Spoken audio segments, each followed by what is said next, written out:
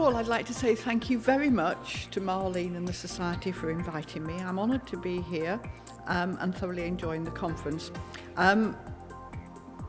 You'll note I'm not using high-tech whiz-bang audiovisual aids. I'm quite glad you took the finches down because, well, we are moving away from really multiple births, and it certainly didn't reflect the state of midwifery staffing that branch. So I would have difficulty speaking relevantly to the Happy Finch family. But I'm not using high-tech aids because they are not appropriate to my subject. And much of what I want to say is about appropriateness. So please listen, because this does not come with a visual printout.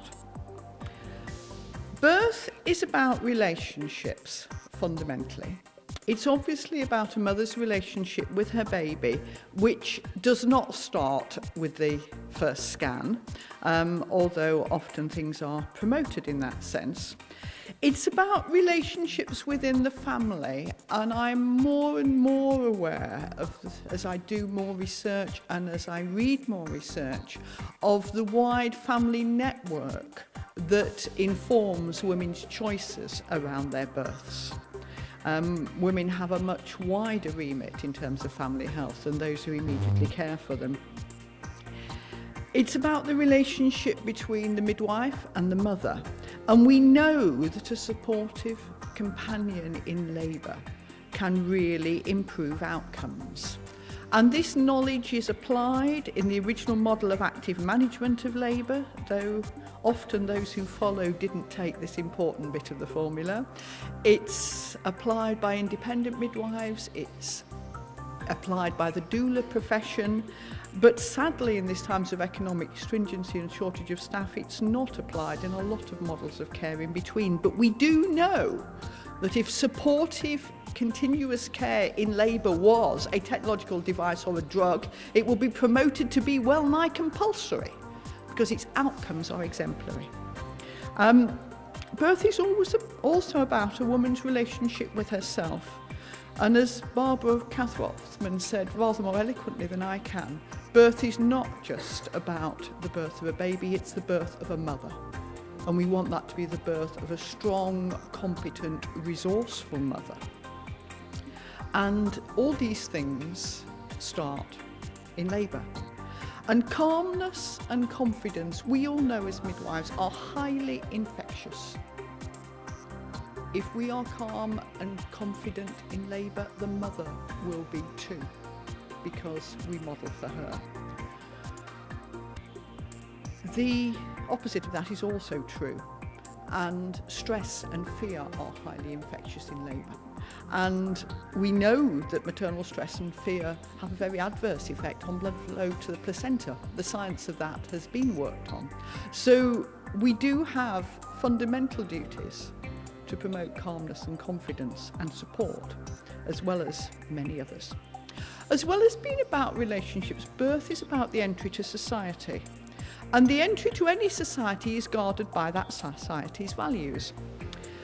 And our society's values are very technological on all sides. And it's great that many women are having babies now who would not have successfully had babies previously, even within my career as a midwife. So we have a spiralling need for medical intervention.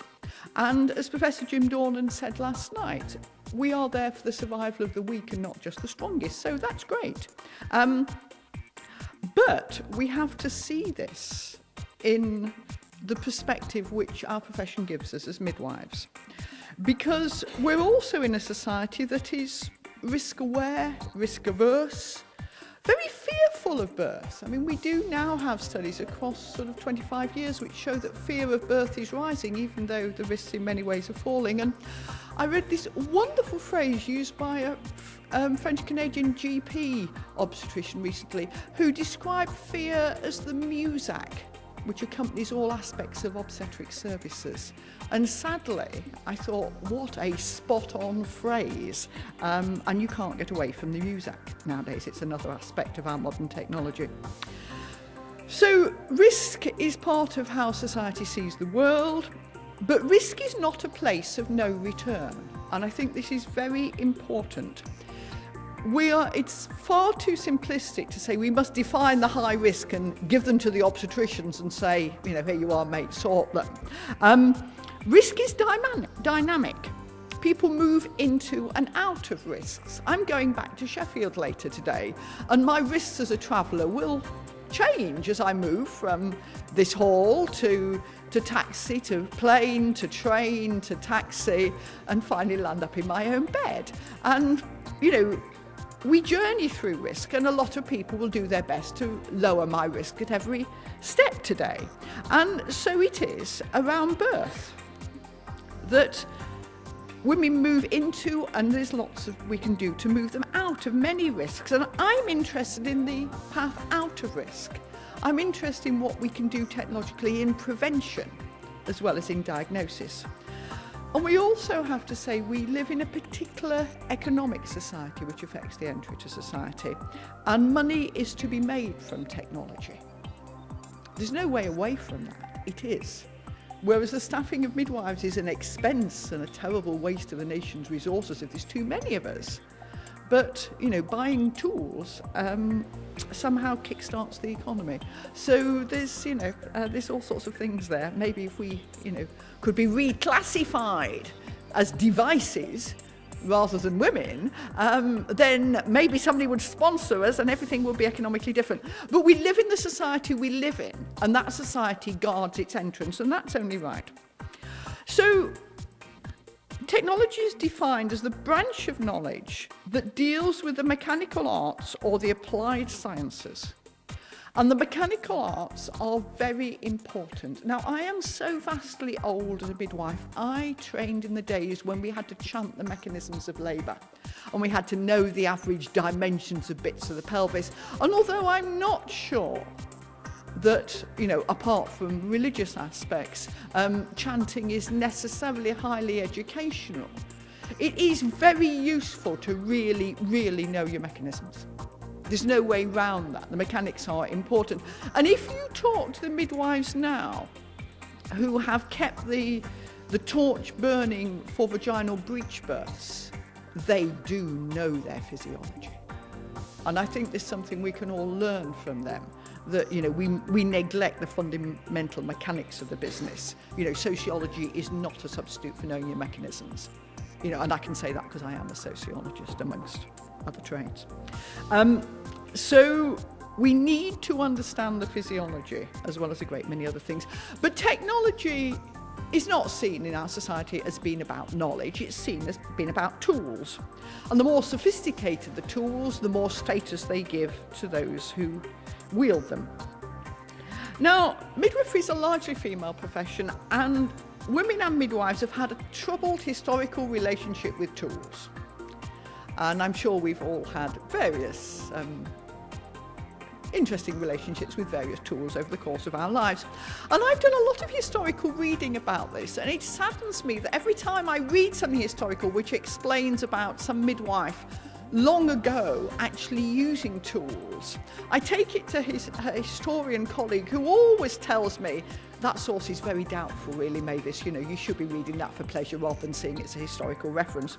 So I can't say I found a lot historically on midwives and tools, but I go on looking. But it has to be said that the barbers and their like, and who evolved, of course, into the surgeons, have cherished their monopoly and have built walls around it until relatively recently. So, talking about tools, there's fundamentally, I feel, two sorts as far as we're concerned. There's the tools that change things, which were seen as terribly secret. The obstetricians who, long ago, had those special pockets in their trouser legs for concealing forceps blades so nobody could see what the patent instrument actually looked like. Which does make you wonder about the hygiene, but nevertheless, it was pre-knowledge of the technology of germs. The vectis, which was like a single forceps blade, which is nice because it's actually been researched at the minute. The scalpel, the drugs that bring about chemical change, these are all tools that directly change things. And then we have the tools that measure, the counting that Jim Dornan talked about most eloquently last night. that we count and we look for patterns. The multiple bits of antenatal screening counting that we do now, the counting of the fetal heart, and fashions change in what we count. I can remember when pelvimetry was a science of infinitely, vastly important counting. It isn't anymore. And there is, of course, an overlap between those that change and those that count. Because if you count in a way that's intrusive, you'll frighten women so much, you'll get phenomenal chemical change, and then you're into the infectious fear and panic, which has terrible consequences. But there are problems with measuring because we do get quite hooked on it, and the only point of measurement is to be able to predict. But then, of course, we create averages, and then it's so nice if you can sort of bend everybody to fit the averages. And, the tools that measure do lead on to all sorts of other things. And it's always a great pleasure to me to have someone with me at a home birth who is used to practicing in hospital. And when the woman's, not contracting every 2 minutes for 40 seconds, and the person who's used to hospital is getting panicked, I can explain that actually that's not what you have to do. All you have to do is have the baby. And if you have the baby and the baby is healthy and the mother is healthy, and you've never had contractions more frequently than 5 minutes, well, what does it matter? But so we have, we have produced an average and rather tried to force women into it. I want to point out, because it's so fundamental as to be invisible, the fundamental, all-pervading technology which has so deeply invaded our consciousness, which is the clock. We can't think without it. We can't imagine labour without it. We could not do the documentation we are legally required to do in labour without it. We would not, without a clock, know how to start to write up a labour. But believe me, it's a very powerful technology, so you let us not be critical of more modern and scientific things when we think of the labour ward clock. And also the calendar, because there's an awful lot of things we do by the calendar which we've got precious little evidence for. And we need to see the clock and the calendar in context. I was practicing a few months ago in Ethiopia, and believe me, the time frame is different if you're hundreds of kilometres from any medical aid, and when you get there, they've no power to refrigerate and no power to do surgery, but it's hundreds of kilometres further over their sort of very treacherous, very precipitous terrain. Your time frames should be very, very different from what they are in a modern labour ward. So we always must see things in their geographical and their social context. And the social context there, of course, is I found one of the most important things one could do as an outside volunteer is help in the whip round for the transport, because that's what saves lives. I also want to remind you that technology is relatively new in midwifery, and I've got a personal measure of this because I taught a woman on a return to midwifery practice course. Not 1,000 years ago, not at the beginning of my own practice, but I had occasion to teach this woman to take a blood pressure, because when she'd originally practiced as a midwife, that was solely the doctor's domain. So between us, her and my very overlapping careers actually go back to the time when midwives did not take blood pressure. A lot has happened technologically, and it's happened very fast. Technology gives status, and the great thing that gave obstetrics real status was becoming a surgical specialism. And as Brigitte Jordan said, technology carries in its wake a hierarchy of technological expertise. And midwives have been very eager to take on technical tasks because they have really enhanced our professional status. And this whole thing about technology and status is actually very fraught. And if you